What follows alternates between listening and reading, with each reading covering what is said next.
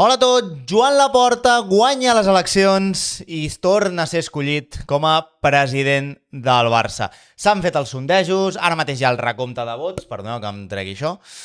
S'està revisant amb tots els vots. De moment el sondeig de TV3, que és quasi amb tota seguretat, sempre molt fiable a l'hora de donar resultats, el dona com a guanyador amb un 66% dels vots. Hi ha altres emissores, hi ha altres mitjans que estan informant que Joan Laporta tindria més del 70% dels vots. Revalida legislatura, seguirà 6 anys més com a president, els socis li retornen la confiança després d'aquests 6 anys de mandat. Un mandat que va començar l'any 2021 amb una situació molt delicada, amb la sortida de Leo Messi, amb els reptes d'afrontar una reconstrucció del primer equip de futbol i una reconstrucció de l'estadi. Dues reconstruccions, pràcticament.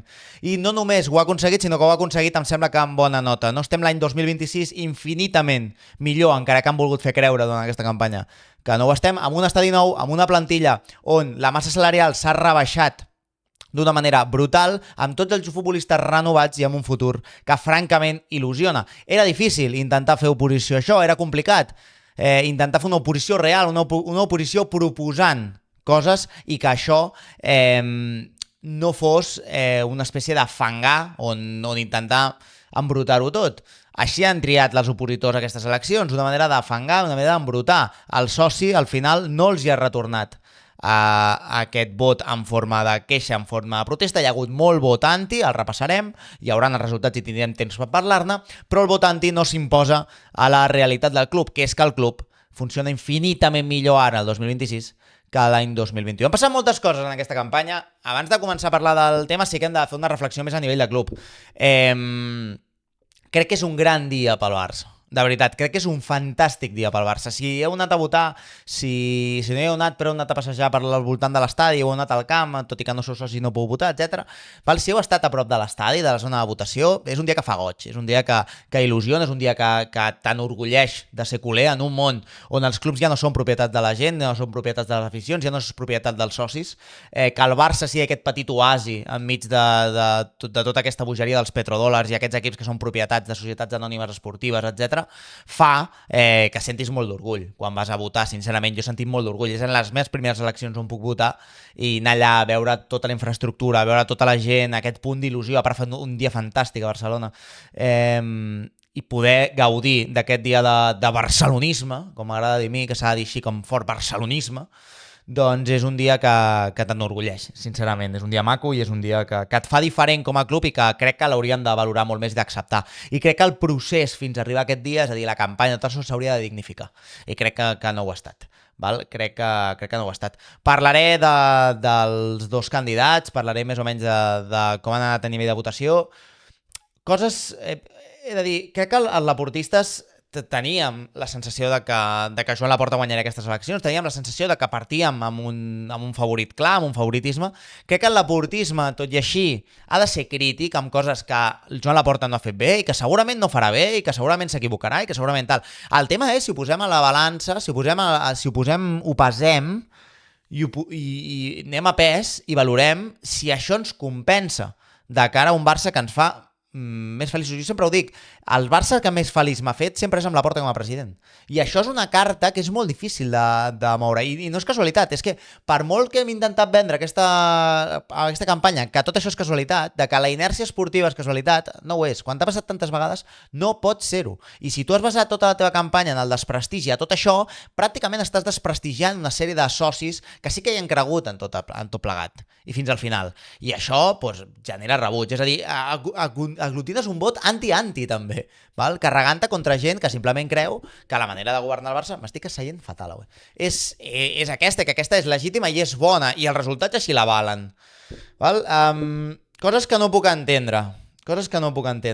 No puc entendre que plantegis una campanya des de l'anti, no puc entendre que plantegis una campanya des de l'odi, no puc entendre... O sigui, el Víctor Font del 2021 és votable per un laportista. És votable per un corifista. El Víctor Font de 2026 no ho és. I això és el que hauria d'intentar reflexionar. Per què s'ha tornat invotable? On ha anat a abraçar? Quins sectors ha anat a abraçar? Ell ha detectat que hi havia un buit aquí, que hi havia un buit d'un sector anti Laporta que no tenia cap representant clar. I ha anat com un boig a abraçar-se allò, Víctor Font.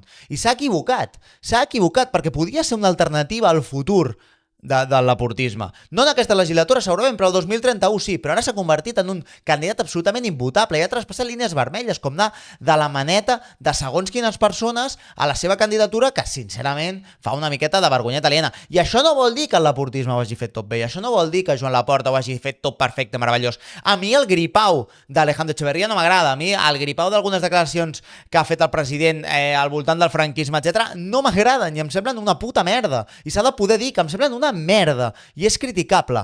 Ara, torno a posar la balança els resultats esportius i la gestió del club i a mi em segueix compensant tenir com a president a Joan Laporta. A mi. Hi haurà gent que no i entenc que sigui legítim no votar-lo pels gripaus que s'has de menjar. Però torno a insistir, crec que no hi ha una opció millor pel Barça com a president, crec que el millor president possible pel Barça és Joan Laporta. A la legislatura del 2021 i en aquesta que queda. Crec que es mereix, que s'ha guanyat amb el que ha fet aquesta legislatura, renovar els vots i tenir una legislatura més, un extra vol més, amb una situació econòmica millor, amb un plantejament esportiu millor. Crec que ara ja definitivament pixarà amb la seva, no es deixarà influenciar. I és que ja està. No sé, hi ha vídeos ara mateix de Laporta ballant, me n'alegro especialment, sincerament, perquè crec que s'ha volgut deslegitimar una feina correcta, una feina positiva, una feina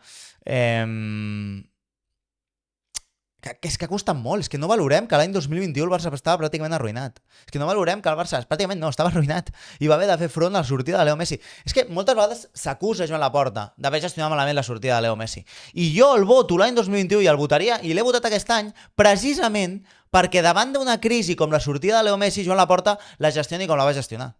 És que ho veieu com una contrapartida, ho veieu com un error, ho veieu com alguna cosa a clavar-li a l'esquena a Joan Laporta, a la motxilla de Joan Laporta, i jo no ho veig així. Ho veig una gestió positiva. I qui millor que Joan Laporta per gestionar una sortida de Leo Messi? Qui millor que Joan Laporta, que entén perfectament que no podia hipotecar el club a 50 anys amb la renovació de Leo Messi. I que sigui valent, i que prengui la decisió de ser valent, una decisió que és impopular, una decisió que l'acompanyarà tota la vida. A l'haver fet fora Leo Messi del Barça, no fet fora. A no haver aconseguit la renovació de Leo amb el Barça, l'acompanyarà tota la vida i tot i així entendre que era el millor pel club a llarg termini i fer l'operació que tocava. Per això voto Joan Laporta. Val? Perquè, i una de les coses que també se li ha de reconèixer que es va equivocar és l'olfacte amb Xavi. A Xavi el posa el clamor popular i ell a contra de la seva intuïció. I ell jo crec que ha après que ha de fiar-se de la seva intuïció, perquè la seva intuïció era Hansi Flick. I aquí hem vist els resultats, d'un i l'altre. No? Però poca cosa més. Intentaré fer el vídeo relativament curt. No intentaré passar factures. Ho he dit a Twitter. Més que res perquè fa molta més ràbia que no les passi. Més que res perquè fa molta més ràbia que no passi factures ara. Setmanetes durites de campanyes a Twitter, d'insults, de difamacions, de merdes, de missatges directes amb amenaces, d'històries de merda. No passaré factures avui, no les passaré, perquè fa més ràbia no passar-les. Fa més ràbia que no les passi. Espero que molts us amagueu a la cova, us quedeu amagadets i no en sortiu fins al 2031, perquè, spoiler, no em calleu bé. Val? No penso fer-vos cap favor, no penso dir-vos ai, bueno, el Barça això fa gran, el debat. No. Em calleu com una puta merda i crec que molts feu trampes per sectaris. Que després m'ho direu a mi, sectaris de la porta, però jo almenys no vaig insultant ni amenaçant a ningú per missatge directe. Ja, des d'aquí, una abraçada forta a tots i a mamar 6 anyets més de l'aportisme, que és el que hi ha. Ho sento. Val? I poca cosa més, estic cansat també de tot el dia, he fet el vídeo del Barça del partit. Víctor Font, m'ha semblat un candidat horrible, m'ha semblat un candidat. I insisteixo, el plantejament de Víctor Font el 2021 era bo, i si hagués seguit amb aquesta línia del 2026 potser no hagués guanyat aquestes eleccions, però seria un candidat potable el 2031. I crec que ha triat ell mateix dilapidar tota aquesta proposta i tota aquesta energia. Ha fet una campanya basada en l'anti, mai ha proposat absolutament res. Demà no governarà el Barça i ens quedarem tots sense saber quina és la seva direcció esportiva de veritat, quin és el seu plantejament, quin és el seu nom del seu CEO esportiu, que prometia si guanyava les eleccions. Si no guanyava les eleccions no el diria. Doncs ens quedarem amb les ganes de saber-ho, perquè ell ha triat el camí del desprestigi, el camí de l'insult, el camí del fang.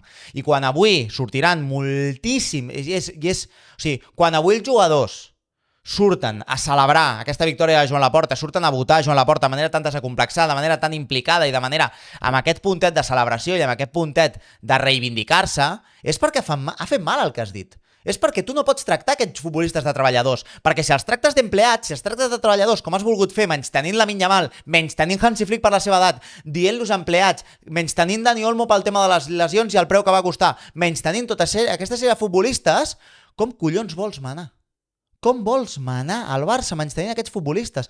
Avui surten aquests empleats que recordo entre ells Lamine Yamal, perquè t'has tirat tota la campanya parlant de Leo Messi, que mal que ens fa tots, però és símbol del passat del Barça, gloriós i fantàstic i meravellós, però símbol del passat, el símbol actual del Barça és Lamine Yamal i el símbol de futur del Barça és Lamine Yamal, i te l'has passat tota la campanya tirant-li merda amb pollites, aprofitant el valor de Leo Messi i enarbolant Leo Messi, quan de cara a futur tu hauries d'estar preparant i parlant d'un projecte que en Sigal i Lamine Yamal, tu has fet tot això i Lamine Yamal se't posa de cul, evidentment, però és que Lamine Yamal, que tractes com un empleat avui, igual que Hansi Flick, el que passa és que aquest futbolista és el que genera més ingressos ara mateix de tota la plantilla del Barça.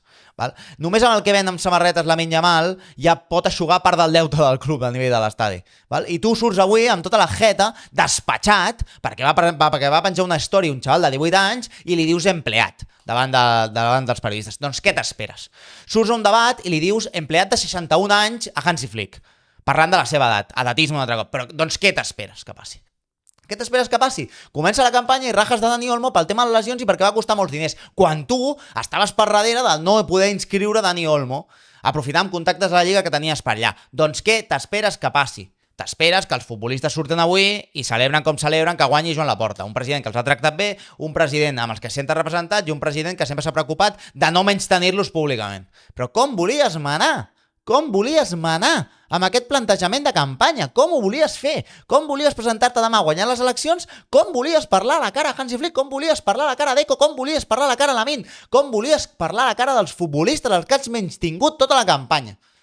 Com volies fer-ho? És que és impossible, és que és inviable, és que és absurda la campanya, és absurd. I al final t'has quedat rodejat simplement amb Xavi Hernández. L'únic recolzament que has tingut gran és Xavi Hernández i els despenjats de sempre. Charlie Reixac i tota la sèrie de periodistes acòlits que et van ballant la salsa i que ningú ha tingut la serenitat de dir-te Víctor, per aquí no vas bé. Per aquí t'estàs equivocant, per aquí estàs patinant. No podràs manar si guanyes.